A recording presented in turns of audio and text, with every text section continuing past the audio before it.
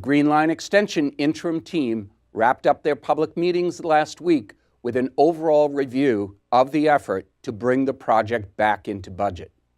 Earlier in April, the team shared their redesign of the community path portion of the project with a large and vocal group of residents. SNN News Director Heather Avison was there. Hundreds of residents attended the recent GLX public meeting to see and hear what the interim team had in mind for the community path. More than 60 residents signed up to speak. Interim director of the project, Jack Wright, delivered the first piece of troubling news before setting forward the team's alternatives. The cost of the path turned out to be about $100 million. We're talking about a 2-mile path. That's obviously staggeringly expensive. The cost is only about $20 million for the alternate path. So the alternative path, what does it do? It focused very heavily on reducing those retaining walls, using less retaining walls, trying to keep existing walls as much as possible.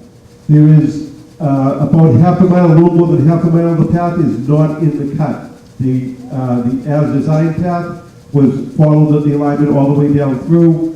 We took it out for a piece of it and put it out on city streets, and you'll see that. The proposal to take almost half a mile of the path out of the cut and onto the open road, including a section along McGrath-O'Brien Highway, drew the greatest criticism from the crowd. My name is Steve Kaiser. I live in Cambridge. I'm probably one of the few people in this room who rode my bicycle to this meeting along McGrath Highway. And it was a very unpleasant, distressing experience. I also am in favor of the community path. I was very much looking forward to it as a low-stress option for riding my bike from where I live to downtown. And I have concerns about the tunnels, or boxes as you call them, and about riding on McGrath Highway. I could do that now, but I think it's really scary, and I can't imagine families or older people or anybody who is timid getting on the McGrath Highway with a bike. Thanks. People who can transport themselves year-round without a car, without a train, as long as they have a place to do that. But more importantly, how do you get to the train if there's no way to walk there or ride your bike there? You're going to drive there? There's no parking. So this is a very important piece to make the Green Line work. But it's also open 24/7, and it doesn't break down like the Red Line always does. And I think you can tell from the passion tonight that the people here really feel that the community path is a vital component of a complete project. And we tried to be responsive to that by providing a pathway that we think meets all the criteria that are necessary to provide a reasonable path connecting all those vital locations, but doing it at a reasonable cost. Lynn Weissman is co-chair of the Friends of the Community Path.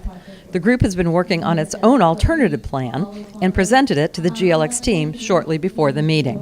There were overlaps in our plan and their plan from Lowell Street to Central Street, from behind the V&A to Central Street. And then there were some other overlaps, but there were some other places where we believe our plan will be a great improvement. We're excited about the fact that the path stays on the south side of the corridor for the whole time. It maintains all the street access points.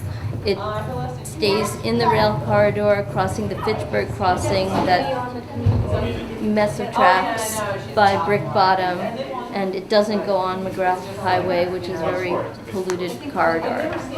The last scheduled public meeting on May 5th was canceled by the team, citing the need to wrap up their report and get it ready to present to the MBTA and DOT boards on May 9th.